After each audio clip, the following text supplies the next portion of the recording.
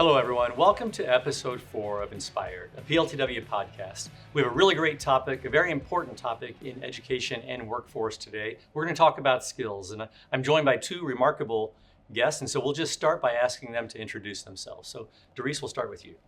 Hi, I'm Dorice Warren. I am a Project Lead the Way Middle School Gateway Teacher, Master Teacher in Kent, Washington. Great. And we were just talking, had a chance to visit your classroom about 2 years ago. So we're going to want to hear about some of what's happening in your classroom in Kent and Awesome. your experience also as a Master Teacher.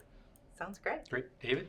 Oh, hi there. I'm David Conley. I'm a professor emeritus at the University of Oregon. I'm the founder and former CEO of the Educational Policy Improvement Center, EPIC, and currently the president and principal partner of EdImagine, which is an educational consulting group. And I've had the privilege and honor of working a great deal with PLTW over the last 4 or 5 years. Great. Well, as I mentioned, our topic today is really talking about skills in education, skills that matter in the workforce today.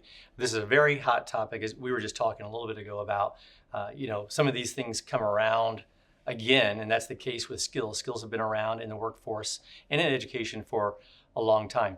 We call them transferable skills. They get called a whole lot of other things, durable skills, professional skills, power skills. But maybe we can start just by defining them. What are they? What do they look like? And Dorice will have you kick that off for us.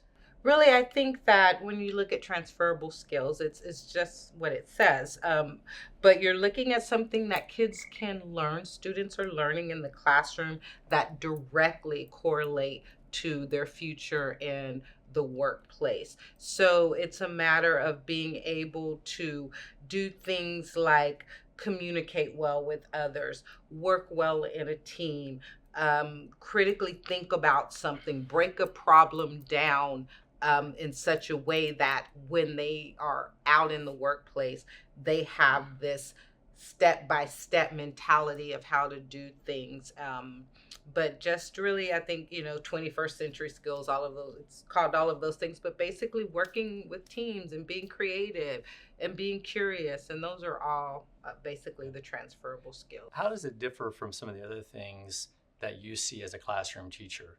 There's a lot of emphasis on knowledge, but how are these skills different from some of the other things that students are learning? So, especially at the middle school level, students tend to want to go from the beginning, get through the project, get through the assignment, whatever it is, done. But by having these types of skills, you have to really stop and think about what you're doing. It's not just a matter of answering a question, getting it right, and moving on to the next thing. So in my classroom, I teach my kids, they laugh all the time because I tell them, you know what, no one's going to come up to you and say, solve for X or I'm going to take all your money. I said, but if you can't solve for X, eventually someone's going to take all your money, because how are you going to know your mortgage rates? How are you going to know all these things that you need to know to be able to navigate the adult world? And in order to know those things, you have to have the curiosity that we tend to lose when we get past elementary school. They lose that curiosity, or pretend to lose it because they still have it. And they're looking for right answers. And in your classroom, that's not happening. No. But there's a whole lot else going on that I want to make sure we come back to. And David, there aren't too many people who know as much about Project Lead the Way, our curriculum, our assessments. You did a really deep dive into all of that over the last few years. Right. And we'd love to hear you talk a little bit about skills, how they fit into that, but really kind of what you found in your analysis and in your study. Well, I took a look at all the high school courses and I analyzed every lesson in every course. And what I looked for is the skills and knowledge that's associated with success in college and careers. And I was really struck in general by the fact that all of the PLTW courses have built into them so many more of these kinds of transferable skills, so many more of the skills that we associate with success beyond high school, whether it's interpersonal communications, whether it's something like precision and accuracy, which we don't think of often as like a transferable skill, but if you're precise and accurate in one situation, you learn how to be that way in other situations. These skills end up being crucial as you continue to go on as a learner, but also as you enter the workplace and as you're interacting with other people. The PLTW courses build these in, they apply them, and they apply them in real world ways, in ways that you can use them, ways in which you have to think about how you're processing information, and bring a variety of skills and a variety of capabilities to bear with all of the project-centered work that goes on and all of the application-oriented knowledge that is included in these courses. So I was struck by it, and that's one of the reasons I wanted to do the study. And the results really were really enlightening in terms of the degree to which these show up across all of the courses. You talked about the word application. You mentioned that word specifically several times, and just right now, how important is the applied part of it, or solving a sort of a relevant problem and testing it and trying it? Is that a key component to developing these skills? It's difficult to do in a classroom. It's not the easiest thing in the world. I'd say the easier thing to do in a classroom is present some knowledge, see if somebody can repeat it back to you. Yeah. The more difficult is to say, how do I take what I know, and how do I process that? How do I use my cognitive skills to do something more complex with it? And that's where the PLTW type of problems come into play. And this is where the idea of transferable really is important. I learn it in one setting, but can I transfer it to other settings? I learn it in the classroom, but can I transfer it to this problem, and that problem?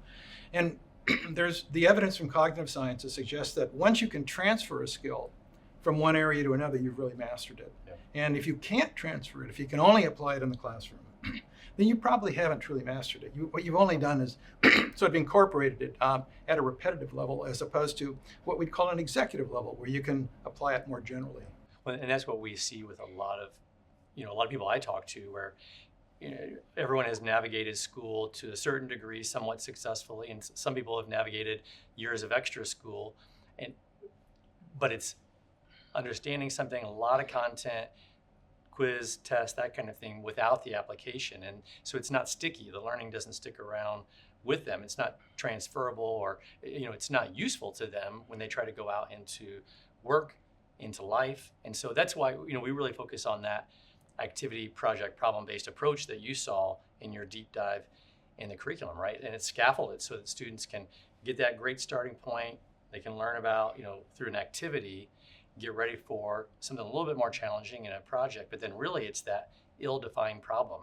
And life is full of ill-defined problems. What do you do when you don't know what to do? And that's why, to me, that's one of the standout things from the skills. Well, let's not overlook the role of motivation in all this too. One of the things about the Project Lead the Way curriculum is it's motivating, it's engaging the students. And this is true anywhere in life. It's true in the workplace too. If you're motivated, beyond just sort of wanting to show up to a job and get a paycheck, if you're motivated, you engage, you take initiative, you self-manage, you do all the things that it takes to go beyond just the minimum. Yeah. And it's true in the classroom as well.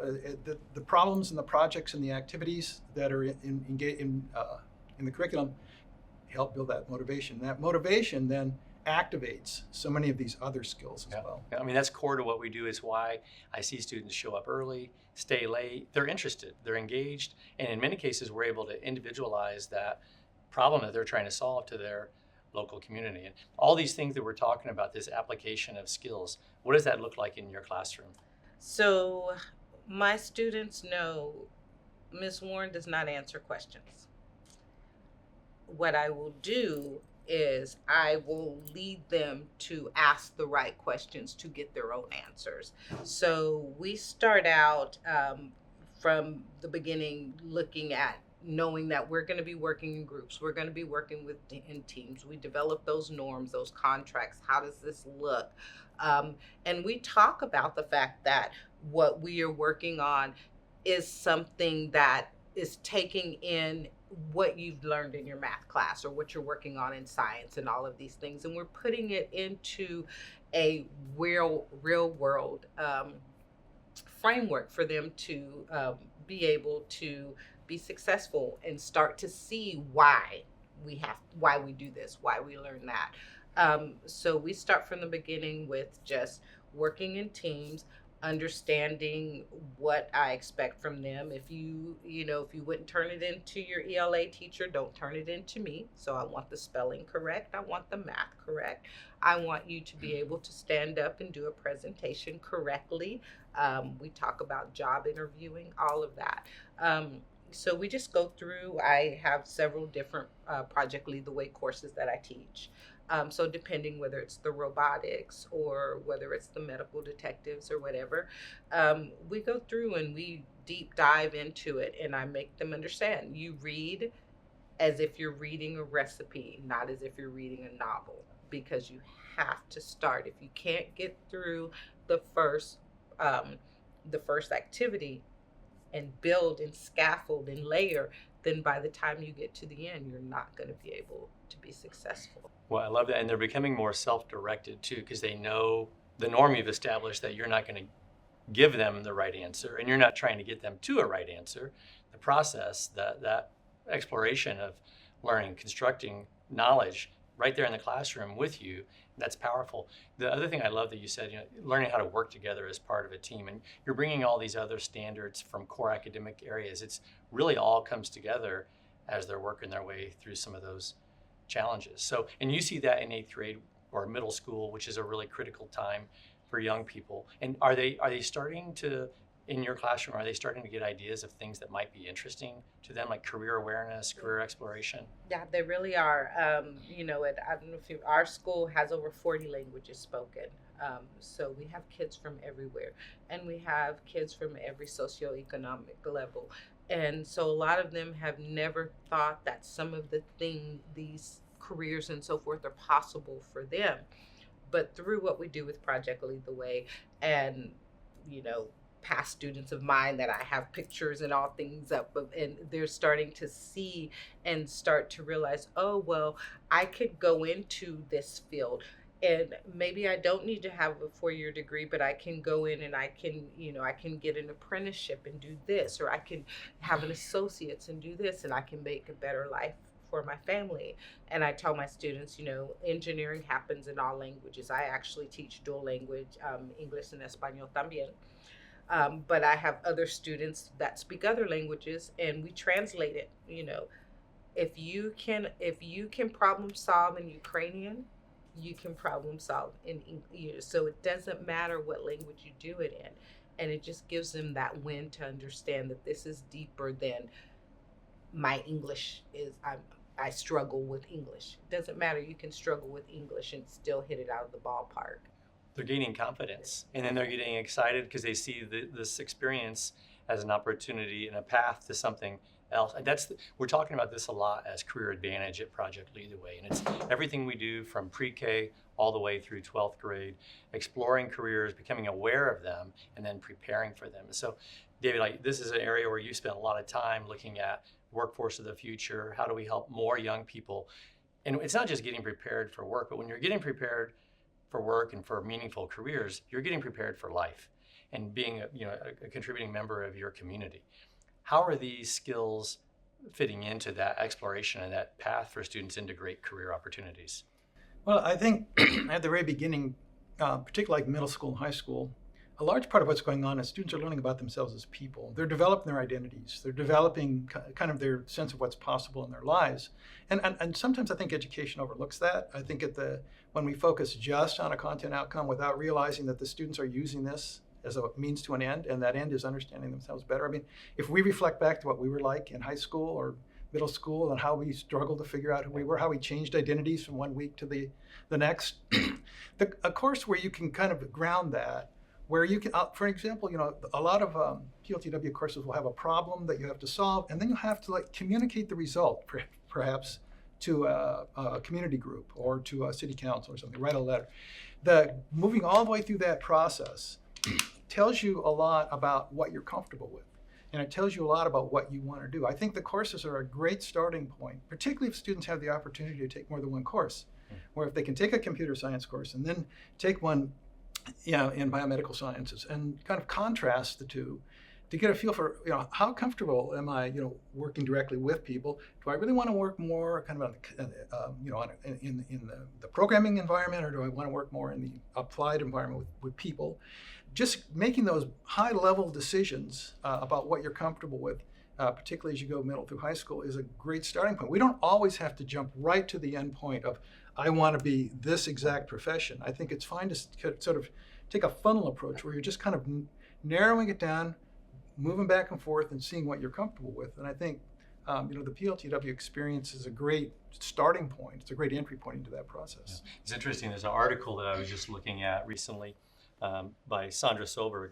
It just came out this summer. The title of the article is Why Power Skills, formerly known as Soft Skills. I don't hear soft skills much anymore. Do you hear that? No. It kind of diminishes because they're really hard skills and a lot of They're hard to master. they that's are for hard. sure. Yeah. But why power skills, formerly known as soft skills, are the key to business success. And it's interesting. Something I did not know. It said research on, they call them power skills, dates back to at least 1918 when the Carnegie Foundation published a study on engineering education. And they found that these skills were 85% responsible for an engineer's success, where their hard skills or the knowledge side of engineering was only 15% responsible. So 1918, over 100 years ago, we understood that skills were a really important part of success in life and in careers. Why is it taking us so long to figure this out? Because for a lot of people, I think this focus on skills seems like a new conversation.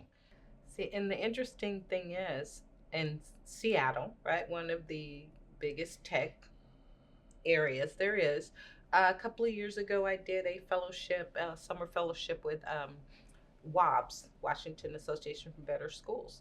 And we went to different companies, spent time at Microsoft and Blue Origin and so forth. And the whole reason that they started this fellowship for teachers is the state of Washington is having a hard time finding workers from the graduates in Washington. And it's all about this. It's all about these skills, these transferable skills. We're making sure that we're graduating students that have these skills, whether you're working, in cybersecurity as someone who does the actual coding, or someone who does the advertising, or someone who, does the analysis, or whatever it is. There's so many different types of work that go into this that don't just have to be specifically an engineering type of job. Well, a test score won't tell you. It's hard to predict success from a test score in isolation. So, well, and let's face it, these skills really are harder to develop. Writing is one of these transferable skills. And we don't think of it sometimes in that way, but writing is this multidimensional, multifaceted skill that we develop over time and then apply in different settings. But we know you have to practice it, you have to keep applying it, you have to get feedback. Interpersonal communications is another one, being able to speak to people, different people, speaking publicly, speaking with people who are different from you, speaking in a team context. All these are skills that, unless you really build in those experiences into schooling, the students just don't get that opportunity to do it. And then when they go into the workplace, it's brand new. And of course, that's so challenging. And to have that be a brand new environment where you're trying to prove yourself, fit in, and still developing a skill at the same time. And one last thing I'd add is we all know that access to knowledge now is, it's simply much more readily available through all of the technology and other methods that we have. And it's clearly the ability to apply all of that, knowing how to access it, what to do with it. And yet somehow that doesn't translate back into our education system to the same degree. And Dave, what you're talking about is a phenomenon there with the engineering report from the 19-teens that took over a century ago. I hope we're not going to take another century before we figure this out. I hope we can move these into the classroom. We may not have another century. We may not have. Right? Agentic AI or quantum computing and the changes that's the part of it, is helping students build the skills so that they're ready for that next part. The other thing the report talked about, or the article, was that most employers now are at least to a degree hiring for skills like this that we're talking about, and that they see a gap really. So you're optimistic that we might see an opportunity to turn the conversation. Are you seeing that in some of the conversations that you're in? It's challenging. Public education, private education, all education has tremendous momentum that inertia that keeps it going the direction it's going. Not every parent, I think, necessarily understands the value of these skills. In other words, they weren't educated this way, and all of a sudden now it's changing. So I think we need to acknowledge the challenge that educators face as they move this direction on the one hand. On the other hand, we're seeing more and more tools, more and more curriculum, better curriculum. Technology creates a lot of opportunities for this. And I think just our communities are more rich with opportunities for students to connect and apply their knowledge. So I think on the one hand, we have the opportunity On the other hand, we certainly have some challenges. Yeah, we're navigating a lot of that. The There, Titanic. there are parts of it, though, that are really exciting because I think, not that this is a total crisis, but I do believe that out of crisis comes opportunity. And you think about everything that's happening on the workforce, everything that's happening in schools. Are there ways that we can meet here in the middle and sort of sort out what's our common goal? And I think about the courses that we're building. We've talked a little bit about activity, project, problem-based, our approach. Every new course we write is built on that foundation. We have a brand new advanced manufacturing course focusing on cyber physical systems, machine learning. It's an amazing course. It's built on that APB model. So if think about a teacher or a school leader who's out there watching, listening to the podcast, and they want to bring more of these skills, these transferable skills, power skills, durable skills to their students. They recognize how important it is. What advice do we have, or what recommendations do we have for classroom teacher administrators who are wanting to bring that back to their community? I think the biggest thing is there has to be a change in the way teachers are facilitating. You're not teaching, you're facilitating, and that's very difficult to do sometimes. And I see that when I'm training. We want to offer the answers, but I tell my students all the time, what is something, can you remember the first time you did something? And whether it's ride a bike or whatever, how did you feel when you did that and you did it by yourself? And they're like, oh, that's a great feeling. That's the feeling I want you to have every day in my class when you figure it out. And so we have to make sure that teachers and administrators understand that first, you've got to really look into it. It might sound like, oh, okay, I can do I can come up with an activity and a problem, and it's not as simple as it would sound. You have to build, you have to scaffold, and your students have to understand why. They need to understand why this happens this certain way. Learning pit. We start with a learning pit. Is a hot dog a sandwich? And there's a question there, and the kids say, well, yes, it is because of this, or no, it isn't because of that. And they start learning how to critically think and answer that question. Okay, now we're going to start looking at scaffolding these skills, and you have to think about that. Why is this way? Why is this important? We go through it in medical detectives, starting from learning how to, why vital signs are important, how to read them, what they mean, till you get to the very end. And you have to be able to take what you learn with those vital signs to be able to figure out what is going on with these people, who's sick, how did they get sick, and all of it just comes from building. Yeah, it's not useful unless you can apply it to figure out how to help somebody in that case. The other piece I might add to that, Dave, that helps students and the teachers really to value these and have a starting point of rethinking their teaching towards some of these more transferable skills is the whole dimension of assessment. And how do you assess student work? And as we know, a lot of classroom-based assessment is based on a point system, and if you did your homework, get this many points, and if you did a quiz, you get this many. And there's reasons for that, and I understand it, and I certainly wouldn't diminish that.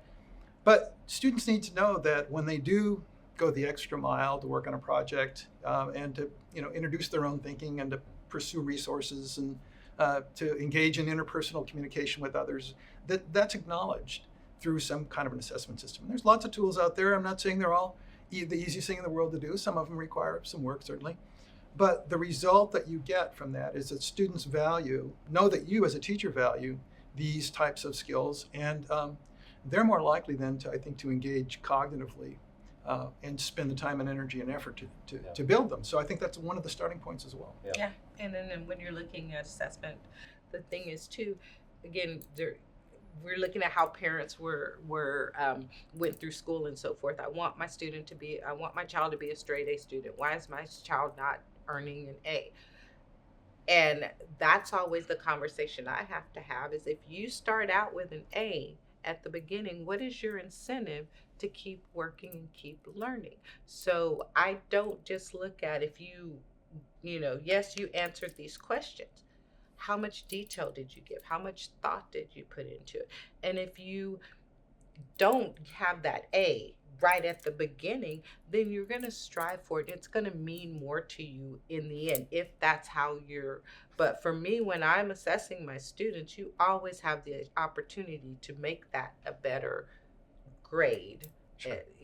as you go along, and just keep working and learning. Yeah. Well, and what does an A really mean? What does it mean? It depends on Right. where you are. Right. The thing I love about your class and the Project Lead the Way classroom is that students are going to demonstrate. Well, you're going to see a demonstration of knowledge, and that's powerful. But the other thing is watching the process. And you talked about writing skills, like the engineering journals. The journals I've looked at are remarkable. Students often are using those to file for patents. That's pretty exciting. And how do you do that? That's something not a lot of people know how to do, but they have to communicate back to their group, back to potentially community members when they're presenting. Those are powerful experiences, and we want to scale that. We want to do more of that. So, we were talking about the Carnegie report from over 100 years ago, and you think about the pace of change in the 19 teens, 20s, and there was a lot going on historically at that time.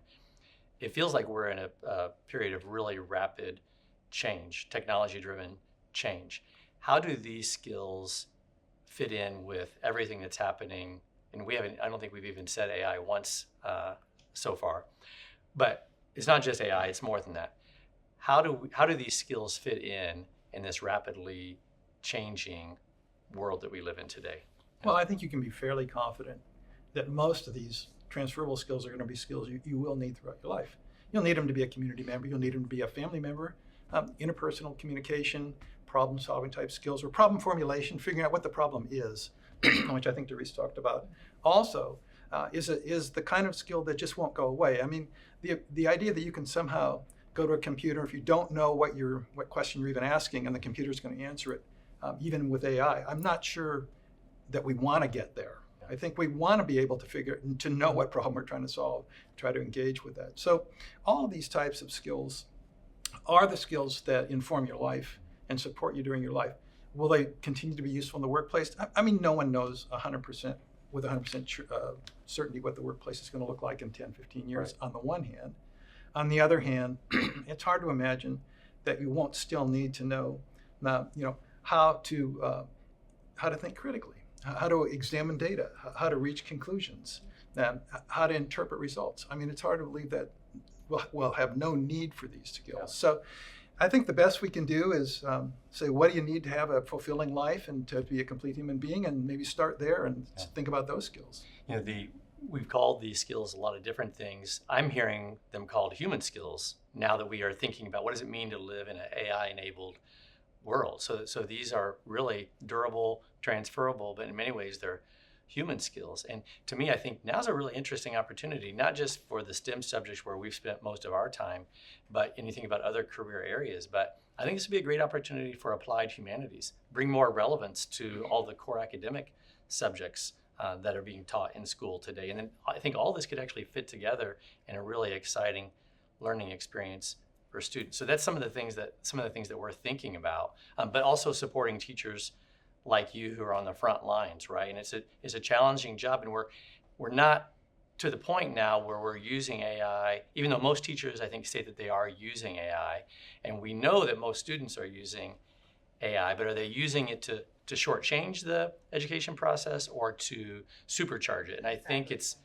a mix. So Dorice, you're a master teacher for Project Lead the Way. There are over 100,000 trained Project Lead the Way teachers all across the country, elementary, middle, and high school. You're one of 400 master teachers. So you kind of have a special perspective on what's happening in school, what's happening in our community. So as we're at this point in the new school year, is there anything that you would want to share with educators as we think about what this year could mean for them and for their students?